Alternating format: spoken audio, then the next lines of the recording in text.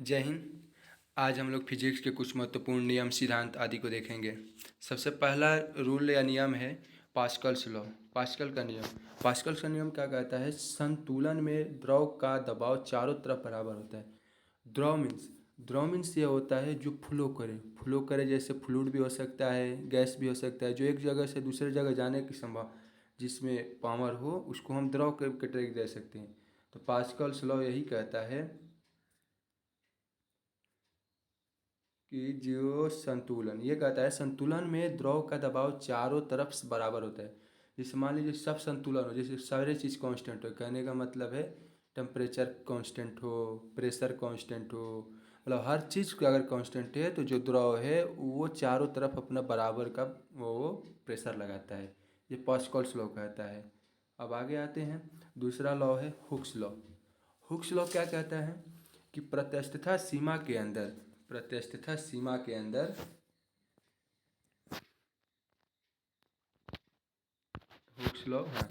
Hooke's law कहता है कि प्रत्यस्थता सीमा के अंदर प्रतिबल सदैव विकृति के समानुपाती होता है। प्रत्यस्थता सीमा मतलब इलास्टिक लिमिट, कहने का मतलब किसी चीज़ को हम लंबा करते हैं, खींचते हैं तो इतना नहीं खींच देना है कि वो हमेशा के लिए प्लास्टिक हो जाए, कहने का मतलब वो आगे बढ़े नहीं, टूट जाए।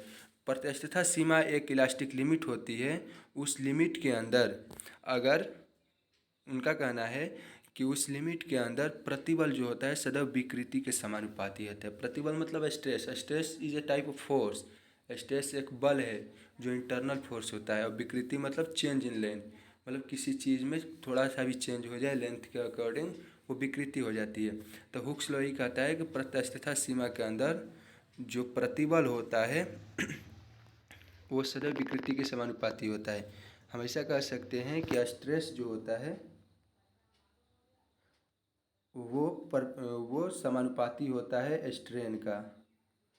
तो यही कहता है कि stress is directly proportional to strain, मतलब प्रत्यस्थता सीमा के अंदर स्ट्रेस मतलब प्रतिबल हमेशा विकृति मतलब स्ट्रेन के समानुपाती होता है। कहने का मतलब स्ट्रेस है, अगर हम किसी चीज़, स्ट्रेस मतलब इंटरनली फोर्स, अगर हम किसी चीज़ को खींचते हैं तो हमने बल लगाया, तो उसके बल लगाने से उसमें जो चेंजिंग हुई लेंथ के अकॉर्डिंग वही स्ट्रेस और स्ट्रेन के बीच है। स्ट्रेस मतलब इंटरनली फोर्स और स्ट्रेन मतलब आपको change in length. Third law है, थर्ड सिद्धांत है आर्किमिडीज का सिद्धांत। आर्किमिडीज देखने हमने सुना है, आर्किमिडीज क्या होता है? आर्किमिडीज द्रव से रिलेटेड, पानी से रिलेटेड, इससे रिलेटेड है। आर्किमिडीज क्या बोलता है कि किसी द्रव में डूबे किसी ठोस पर लगा उत्क्षेप ठोस द्वारा हटाए गए द्रव के भार के बराबर होते हैं। कहने का मतलब आर्किमिडीज ने ये बोला है, आर्किमिडीज का कहना है कि मान लीजिए कोई ये पानी है, मान लीजिए ये कोई पानी है, अगर हम इसमें कोई भी ठोस यहाँ डाल देते हैं, यहाँ हमने कोई ठोस डाल दिया, मान लीजिए कोई यहाँ हमने ठोस वस्तु डाल दिया, तो जो इतना जितना उन्होंने द्रव को हटाया है, जितना मतलब अंदर गया तो जितना उन्होंने द्रव को हटाया है उतना ही द्रव उस पर ऊपर की तरफ बल लगाएगा। यही आर्किमिडीज का सिद्धांत है। मतलब कहने का है कि किसी द्रव में डूबे किसी ठोस पर लगा उत्क्षेप मतलब ऊपर की तरफ जो लगा बल है वो ठोस द्वारा हटाए गए द्रव के बराबर होता है। अगर उन्होंने जितना हटाया है उतना ही ऊपर की तरफ द्रव भी उसको ऊपर की तरफ फोर्स लगाएगा। इसीलिए आर्किमिडीज का सिद्धांत द्रव के लिए लागू होता है। फोर्थ लॉ लेते हैं बॉयल्स लॉ। बॉयल्स लॉ ऐसे भी पहले देख लेते हैं, उसके बारे में समझेंगे। किसी निश्चित तापक्रम पर किसी गैस को दी गई मात्रा का आयतन उसके दाब के व्युत्क्रमानुपाती होता है। इसका मतलब सबसे पहले तो बॉयल्स मतलब क्या होता है? अगर हमने कहा कि इसको बॉयल करो मीन्स होता है जिसमें टेम्परेचर, इसका मतलब ये तो ऐसे रिलेटेड है कि टेम्परेचर से रिलेटेड हो। तो हमने याद रखने हैं बॉयल्स लॉ क्या कहता है, किसी निश्चित तापक्रम मतलब जो कांस्टेंट होना चाहिए, जो टेम्परेचर जो भी लेंगे हम, जो भी टेम्परेचर लेंगे वो कांस्टेंट लेंगे हम। जैसे हमने टेम्परेचर जो लिया वो कांस्टेंट ले लिया, टेम्परेचर हमेशा कांस्टेंट, जैसे 100 डिग्री सेल्सियस पर अगर इस लॉ को अप्लाई करें तो हमेशा 100 डिग्री पर अप्लाई करें, 80 तो 80। कहने का मतलब कांस्टेंट होने चाहिए, जो टेम्परेचर होना चाहिए वो कांस्टेंट होने चाहिए। तो हमने टेम्परेचर को कांस्टेंट लेने हैं और आयतन और उसके दाब के बीच व्युत्क्रमानुपाती होता है। बस तीन ही चीज़ याद रखने हैं। गैसेस लॉ में तीन चीज़, वॉल्यूम मतलब आयतन, दाब मतलब प्रेशर, तापमान मतलब टेम्परेचर। अगर बॉयल्स लॉ है तो इसमें बॉयल्स मतलब टेम्परेचर से रिलेटेड है, तो हमने कहने हैं कि टेम्परेचर इसमें कांस्टेंट है। हमने एक फार्मूला केमिस्ट्री में पढ़ रखा होगा कि P V is equal to N R T, I think पढ़ रखा होगा हम लोगों ने। P V is equal to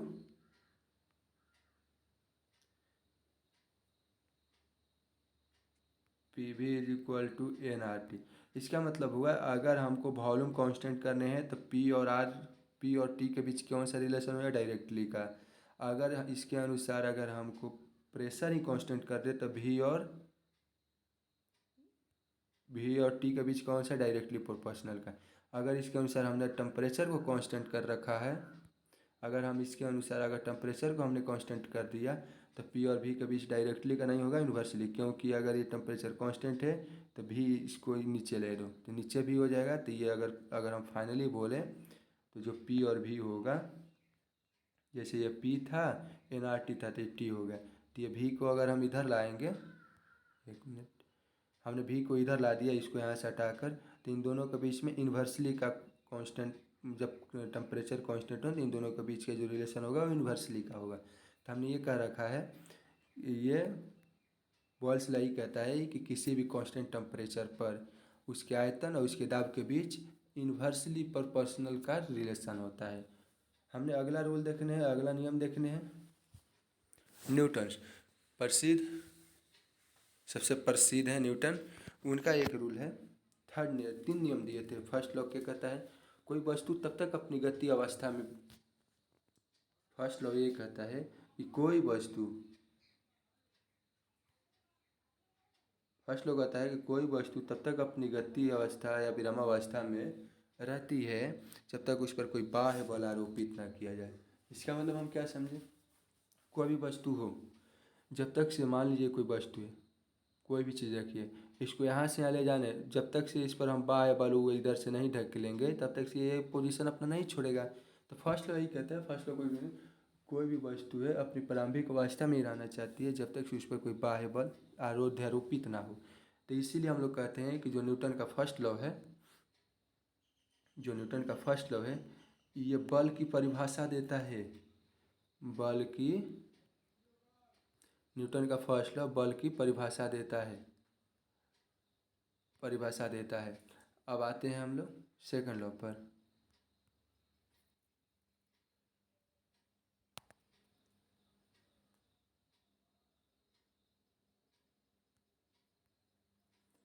अब इस सेकंड लॉ क्या कहता है, सेकंड लॉ देख लेते हैं।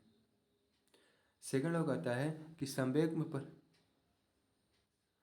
लॉ कहता है संवेग में परिवर्तन की दर अध्यारोपित बल के समानुपाती होते हैं। परिवर्तन उसी दिशा में होता है जिस दिशा में बल अध्यारोपित होता है। कहने का मतलब संवेग, संवेग का फॉर्मूला होता है, हमने पहले देख लेने हैं, पहले देख लेने हैं मोमेंटम, आई थिंक भाई चल रहा है।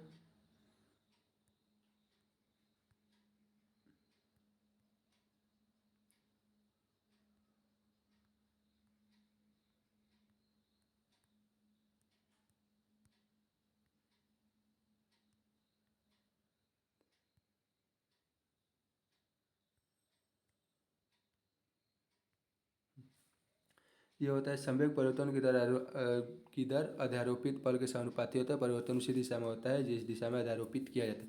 मतलब हमने P P P for momentum, momentum का फॉर्मूला होता है एम ए भी, मास इनटू वेलोसिटी, ये मोमेंटम का फॉर्मूला होता है।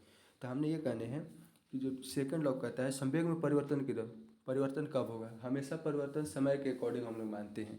परिवर्तन की दर जब भी कहेगा तो इसका मतलब हमको समय से रिलेशन जरूर कर रहे हैं। तो हमने परिवर्तन करने हैं, तब पी बटा टी हमने कर दिया है, मतलब एम वी बटा टी कर दिया। तो हमने वी बाई टी एक्सीलरेशन होता है तो एम इंटू ए कर दिया। तो इसीलिए कहते हैं कि जो सेकंड लॉ होता है, जो सेकंड लॉ होता है वो बल की परिभाषा नहीं, बल का फॉर्मूला देता है। एफ बराबर एम ए होता है बल, तो इसीलिए कहते हैं कि जो सेकंड लॉ होता है बल की परिभाषा नहीं, बल हालांकि बल का फॉर्मूला देता है। तो सेकंड लॉ कहता है कि जो किसी पर मान लीजिए कितना भी बल लगाएंगे, अगर कोई भी बल लगाते हैं तो वो हमेशा ऐसा होता है। कहने का मतलब संवेग में जो भी एम भी मतलब संवेग और बटा टी परिवर्तन के दर के बराबर होता है।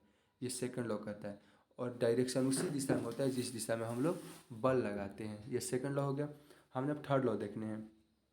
थर्ड लॉ, प्रत्येक क्रिया के बराबर और प्रत्येक क्रिया के विपरीत और बराबर प्रतिक्रिया होती है।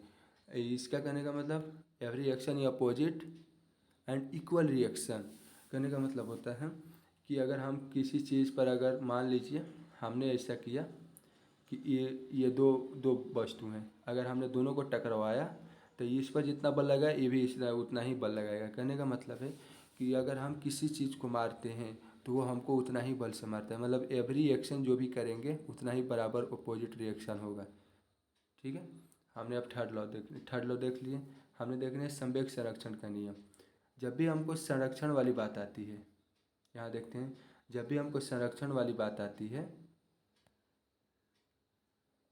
जब भी हमको संरक्षण वाली बात आती है, संरक्षण मतलब लॉस ना हानि, लॉस हानि या प्रॉफिट लाभ, मतलब ना लॉस हो ना प्रॉफिट हो, संरक्षण रहे मतलब कांस्टेंट है।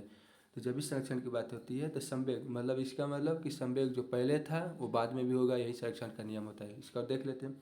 जब दो या दो से अधिक वस्तु एक दूसरे के साथ परस्पर क्रिया करती है एवं कोई बाह्य बल नहीं लग रहा हो तो उनका कुल संवेग सर्वदा संरक्षित रहता है। कहने का मतलब ऐसे देखते हैं। संरक्षण अभी हमने संवेग अभी हमने पढ़ा है कि एम इंटू बी होता है, यहाँ भी एम इंटू बी। ये किसी पहले वस्तु की हो गई, ये किसी दूसरे वस्तु की हो गई, ये किसी पहले और किसी दूसरे। अगर मान लीजिए इस पर कोई बाह्य बल ना लगे, ये नॉर्मली चले, ये भी नॉर्मली चले, अगर कहने का मतलब इसमें जितना संवेग रहेगा उतना ही इसमें इसमें कोई दूसरा भी संवेग रहेगा तो ठीक है। अगर दोनों टक्कर भी हो जाता है, मान लीजिए दोनों टक्कर हो जाए, तो टक्कर के बाद भी इसका m1v1 प्लस m2v2 इसका संवेग हो गया। और फिर इसके टक्कर के बाद भी सेम रहेगा m1v1 प्लस m2v2। कहने का मतलब जो संवेग टक्कर से पहले था वो टक्कर के बाद भी होगा। कहने का मतलब जितना पैसा पहले था उतना पैसा अभी होगा। संरक्षण यही होता है, जो पहले था वो बाद में है, जो बाद में था वो पहले था। तो इसीलिए रॉकेट का उड़ान वही होता है। जब रॉकेट उड़ती है तो इधर से मान लीजिए संवेग जिस जिस पॉइंट से, कहने का मतलब है, एक मिनट देख लेते हैं। जैसे रॉकेट यहाँ से लॉन्च की गई, जैसे ही लॉन्च की गई रॉकेट, तो यहाँ से तो कुछ मास होगा और वेलोसिटी से इधर पार किया, तो जितना संवेग यहाँ है ऊपर जाएगा तो पीछे की तरफ संवेग देते हुए ऊपर जाएगा। कहने का मतलब जितना संवेग यहाँ था उतना संवेग यहाँ भी होगा। मतलब रॉकेट से यही रिलेटेड है कि संवेग संरक्षण पर काम करता है, जो पहले था वो बाद में है। अब आते हैं अगला, न्यूटन का गुरुत्वाकर्षण नियम। हमने पढ़ रखा है गुरुत्वाकर्षण मतलब कोई दो वस्तुएं एक दूसरे को अपने तरफ खींचती है, इसमें यह गुरुत्वाकर्षण होता है। कोई भी दो वस्तु ले लीजिए, संसार की कोई दो वस्तु हो, चाहे दो यहाँ ईंट भी रखे हों, पहला ईंट दूसरा ईंट, तो ये भी एक दूसरे पर एक बल लगाती है जिसको गुरुत्वाकर्षण। ये ऐसा बात है कि इसकी मास ज़्यादा ना होने के कारण इनके बीच बल का पता नहीं चलता है। तो ये क्या बोलता है देख लेते हैं। किन्हीं दो पिंडों के बीच कार्य करने वाले बल का परिणाम पिंडों के द्रव्यमान के गुणनफल के समानुपाती तथा उनके बीच की दूरी का व्युत्क्रमानुपाती होता है। यह गुरुत्वाकर्षण लोग कहता है कि जो उसका जो बल होता है, इट मीन्स जो गुरुत्वाकर्षण बल होता है वो उनके मास, जैसे m1 m2 दो गो वस्तु है तो m1 m2 के मास के गुणनफल के समानुपाती, समानुपाती मतलब सीधा सीधी, और फिर उसके दूरी जो उसके बीच की दूरी है, मान लेते हैं डिस्टेंस है d, या इसको r से रिलेट करते हैं, और उसके दूरी का इसका वर्ग हो जाएगा, उसके व्युत्क्रमानुपाती है। आई थिंक कहने का मतलब है, हमने ये देख लेने हैं, एक वस्तु यहाँ है 5 kg का, एक वस्तु यहाँ है 10 kg का, दोनों के बीच का डिस्टेंस मान लेते हैं 2 मीटर का। तो हमने गुरुत्वाकर्षण बल निकालने के लिए सबसे पहले तो इन दोनों की मास की गुणनफल करेंगे। 5 × 10 = 50 मतलब 5 × 10 = 50 डिवाइड बाई इसके बीच की दूरी है 2, तो 2 का स्क्वायर करके इसको भाग लगा देंगे। कहने का मतलब गुरुत्वाकर्षण यही कहता है कि जो दोनों वस्तु है उनके मास के गुणनफल के समानुपाती होगा और उसके बीच की दूरी के व्युत्क्रमानुपाती होगा। ठीक है। हमको पृथ्वी अपने तरफ खींचती है क्योंकि पृथ्वी की मास ज़्यादा हो जाती है, और पृथ्वी की मास ज़्यादा हो जाने के कारण गुरुत्वाकर्षण ज़्यादा हो जाता है। अगर वही दो छोटी छोटी वस्तुएं हो जाएगी तो गुरुत्वाकर्षण बहुत कम हो जाता है, इसलिए पृथ्वी हमको अपने तरफ खींचती है क्योंकि पृथ्वी की मास बहुत ज़्यादा है। अगला सिद्धांत देखते हैं, Charles law. Charles law, Boyle's law, ये सब केमिस्ट्री वाले हैं। तो हमने चार्ल्स लॉ देखने हैं। तो दो चीज़ याद रखेंगे, हमने कहा था जो बॉयल्स लॉ होते हैं उसमें टेम्परेचर होता है, क्योंकि बॉयल जब ही होगा जब टेम्परेचर की बात होगी, तो बॉयल से टेम्परेचर कांस्टेंट हो जाता है। और अगला आता है चार्ल्स लॉ, इसमें दाब होता है। हमने याद रखने हैं सीपी याद रखने हैं। सीपी या कहते हैं ना अपना पर्सनल कंप्यूटर है पीसी याद रखेंगे, प्रेशर चार्ल्स, प्रेशर चार्ल्स। तो हमने यही याद रखने हैं कि जो चार्ल्स लॉ होता है उसमें दाब नियत होता है, कहने का मतलब उसमें जो कांस्टेंट होता है वो प्रेशर होता है, प्रेशर जो होता है उसमें वो कांस्टेंट होता है। तो हमने वही फार्मूले याद रखने हैं कि जो पी वी इक्वल टू, हमने वही फार्मूले याद रखने हैं जो P V is equal to N R T वाली होती थी। जब इसमें ये होता था कांस्टेंट, ये दोनों इन्वर्सली हो जाता था, लेकिन इसमें क्या है प्रेशर कांस्टेंट है, मतलब इसको हल्का में इसको हटा दिया जाए तो ये इन दोनों के बीच कौन सा क्योंकि ये भी एन नंबर ऑफ मोल होता है, ये भी कांस्टेंट हो जाता है, आर एक तो यूनिवर्सल कांस्टेंट है ही, तो इसीलिए इन दोनों के भी कांस्टेंट हो गया, ये भी हट जाती है। तो हमने बचा है भी और टी के बीच डायरेक्टली का, तो बस यही चार्ल्स लॉ कहता है। क्या कहता है देख लेते हैं। चार्ल्स लॉ कहते हैं नियत दाब हो, जो दाब हो वो कांस्टेंट हो, तो गैस का आयतन ताप का समानुपाती होता है। हमने अभी देखा है कि जो गैस का आयतन होता है वो ताप के समानुपाती, क्योंकि P V is equal to N R T था, तो ये भी कांस्टेंट हो गया, ये दोनों कांस्टेंट होता ही है, तो इन दोनों के बीच में डायरेक्टली प्रोपोर्शनल मतलब समानुपाती का रिलेशन हो गया। अब अगला लॉ देख लेते हैं, गैसों का गतिज सिद्धांत। जो गैस किस रूल पे काम करते हैं, हमने गैस फार्मूला पढ़ा था, हमने पहले भी पढ़ रखा होगा। गैस का फार्मूला ये होता है P V is equal to N R T, इसमें गैसे का ही फार्मूला है, तो इसका एक सिद्धांत दिया गया है, देख लेते हैं। वो गैस का सिद्धांत ये कहता है, आगे आ जाते हैं। हाँ, यहाँ पर हमने गैसों का गति सिद्धांत कहते हैं। यदि किसी गैस को घनाकार बर्तन में रखा जाए तो गैस का दाब गैस द्वारा उत्पन्न दाब के बराबर होता है। गैसों का दाब के बराबर होता है गैस द्वारा बर्तन की दीवार पर इकाई क्षेत्रफल पर इकाई सेकंड की उत्पन्न की जाती है। इसका कहने का मतलब है कि कोई भी आप वस्तु ले लीजिए, आई थिंक कोई भी एक पॉट ले लीजिए, कोई भी एक बर्तन ले लीजिए जो घनाकार हो, घनाकार मतलब वर्गाकार जैसा ही होता है जिसमें लंबाई चौड़ाई ऊंचाई होती है, तो हमने घनाकार ले लिया, इसमें कोई भी गैस हमने भर रखा हो, तो ये कहता है जो गैसों द्वारा लगाया गया जो बल दाब होता है, कहता है कि गैसों का दाब जो होता है मतलब गैस में कुछ दाब होगा तभी तो गैस है, बिन दाब का तो उड़ जाएगा ना, कुछ तो दाब किसी पर बनाए रखा होगा। तो गैसों द्वारा जो दाब होता है वो बराबर होता है जो गैस, मान लीजिए इसमें एक नहीं, मान एक मिनट हम देख लेते हैं। हमने ये घनाकार ले लिया, इसमें हमने दो चार गैसें भर दी, मान लीजिए ऑक्सीजन भर दिया, हाइड्रोजन भर दिया, हमने एक और कोई गैस जैसे नाइट्रोजन भर दिया, हमने तीन गैसें भर दी, तो इसका मतलब इसका भी कुछ दाब होगा, इसका भी कुछ दाब होगा, इसका भी कुछ होता है, इस इन सबों का दाब इन सबों का योग के बराबर होगा। मतलब ये बर्तन के दीवारों पर जो प्रेशर लगाएंगे, दाब लगाएंगे, वो इसके बराबर होगा। आई थिंक समझ गए होंगे। अगला आते हैं किरचॉफ का लॉ। किरचॉफ नियम कहता है फिजिक्स का लॉ है। किरचॉफ का लॉ क्या कहता है, किरचॉफ का ताप नियम। किसी विकिरण के लिए ऊष्मा का अच्छा शोषक उसी विकिरण के लिए ऊष्मा का अच्छा विकिरण भी होता है। ये कहता है जो किरचॉफ लॉ है वही कहता है कि कोई भी चीज़ अगर हो जो ऊष्मा का अच्छा शोषक है, मतलब कोई भी चीज़ अगर ऊष्मा का अच्छा शोषक है तो ऊष्मा का अच्छा उत्सर्जक भी होता है।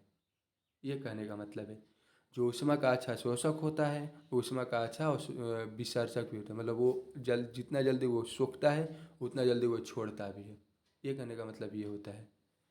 ये किरचॉफ लॉ ही कहता है कि जो किसी विकिरण के लिए ऊष्मा का अच्छा शोषक है उसी विकिरण के लिए ऊष्मा का अच्छा विकिरक भी होता है। जो जितना बढ़िया से सोखता है वो उतना बढ़िया से छोड़ता भी है। ये किरचॉफ लॉ कहता है। अगला देखते हैं कूलॉम लॉ। कूलॉम का व्युत्क्रम वर्ग नियम। समान आवेश पर प्रतिकर्षण और असमान आवेश पर आकर्षण है होते हैं। दो अयस्कों के बीच क्रियाशील आकर्षण प्रतिकर्षण का बल उनके गुणनफल के समानुपाती और उनके बीच की दूरी के व्युत्क्रमानुपाती होता है। आई थिंक हम ये समझ रहे हैं जो कूलॉम लॉ होता है, हमने अभी गुरुत्वाकर्षण बल देखा है, जो कूलॉम लॉ होता है वो गुरुत्वाकर्षण क्यों होता है। ये कूलॉम जो होता है ये अपने आवेश चार्ज के ऊपर दिखा देता है, जैसे Q1 Q2 पर, Q1 means charge, Q2 means दूसरा चार्ज, और वो था वो मास पर दिखाता था। सेम टू सेम वही है। ये कहता है जो असमान होते हैं जो असमान होते हैं उसमें आकर्षण हो जाता है, दोनों चिपकने लगते हैं, जैसे प्लस और माइनस एक दूसरे की ओर आते हैं। अगर वही प्लस और प्लस रहता है, ये एक दूसरे से भागते हैं, मतलब समान को प्रतिकर्षित करता है और प्लस माइनस असमान को ये आकर्षित करता है। ये कहता है व्युत्क्रम, और यही सेम टू सेम है। और उनके मान लीजिए यहाँ पर कोई Q1 है, यहाँ पर कोई Q2 है, इनके बीच का डिस्टेंस हमने R मान लिया, तो कूलम का लॉ कहता है इन दोनों की Q1 और Q2 जो आवेश है इनके गुणनफल के समानुपाती और उनके बीच का जो डिस्टेंस है उनका व्युत्क्रमानुपाती होता है स्क्वायर के बराबर। तो हमने वही देखा था, हमने वो देखा था कि m1 m2 divide by are square. जो गुरुत्वाकर्षण लॉ होता है वही कूलम लॉ का रूलिंग है। समझ लीजिए कि कूलम जो होता है वो चार्ज से है और गुरुत्वाकर्षण जो होता है वो मास से है, सेम टू सेम वही है। अगला देख लेते हैं न्यूटन का शीतलन नियम। जो न्यूटन थे वो शीतलन नियम भी दिए थे। न्यूटन का शीतलन नियम क्या कहता है कि किसी वस्तु के, न्यूटन का शीतलन नियम ये कहता है कि किसी वस्तु के शीतलन की दर उस वस्तु के औसत ताप और समीपवर्ती वातावरण के ताप के अंतर के अनुक्रमानुपाती होते हैं, जबकि ताप का अंतर कम हो। अब ऐसा देख लेते हैं, एक एक हमेशा एग्जांपल पूछता है कि किसी भी वस्तु की जो टेम्परेचर है वो 100 डिग्री है, उसको 80 डिग्री आने में मान लेते हैं कि 5 मिनट लगेगा, तो क्या ये 80 डिग्री से 60 डिग्री आने में 5 मिनट लगेगी? ये बताएं। तो ये बोलते हैं 5 मिनट से कम नहीं लगेगी, ज़्यादा ही लगेगी। ये न्यूटन का शीतलन नियम ही कहता है। ये कहता है कि कोई भी वस्तु जो है, किसी भी वस्तु के शीतलन की दर मतलब ठंडा होने की जो दर होती है औसत ताप और समीपवर्ती वातावरण के ताप के अंतर के अनुपाती होती है। कहने का मतलब कि कोई 100 डिग्री सेल्सियस पर गर्म है, इसका मतलब कहने का कि कोई 100 डिग्री सेल्सियस पर गर्म है और उसका वातावरण ठंडा है, तो इसका जो ताप का अंतर है ना, जो ताप का अंतर उसी के अनुसार, मान लीजिए कोई 100 डिग्री पर गर्म है, आई थिंक एक बार और समझते हैं। मान लीजिए कोई 100 डिग्री, हाँ ये कोई 100 डिग्री सेल्सियस पर गर्म है और वातावरण का जो ताप होता है वो मान लेते हैं कि 30 डिग्री है, तो इसका ताप का अंतर है यहाँ 70 डिग्री है। ठीक है, दूसरा एग्जांपल देख लेते हैं। कोई 60 डिग्री तक गर्म किया है और वातावरण का है 30 डिग्री, तो इसका ताप का अंतर क्या है 30 डिग्री है। तो बताइए कौन पहले ठंडा होगा? शीतलन नियम कहता है कि जो वातावरण है और जो वस्तु की जो टेम्परेचर होती है, जो शीतलन की दर होती है, इनके बीच के डिफरेंस के अनुक्रमानुपाती है। अगर ज़्यादा डिस्टेंस है, मतलब ज़्यादा डिफरेंस है तो जल्दी ठंडा होगी। इसमें देखिए 70 है, इसमें 30 से है, तो ये ज़्यादा ठंडी हो गई जल्दी, ये थोड़ा जल्दी ठंडी नहीं होगी। तो शीतलन के नियम ये कहता है कि जो वस्तु की टेम्परेचर है और वातावरण की टेम्परेचर के डिफरेंस, जिसका जितना ज़्यादा होगा वो उतना जल्दी ठंडी होगी। इसीलिए एक एग्जांपल, बहुत ही प्रसिद्ध एग्जांपल है कि किसी वस्तु को 100 डिग्री से 90 डिग्री आने में मान लेते हैं कि 1 मिनट लगता है, तो उसी वस्तु को 60 डिग्री से 50 डिग्री आने में, उसी वस्तु को 90 डिग्री से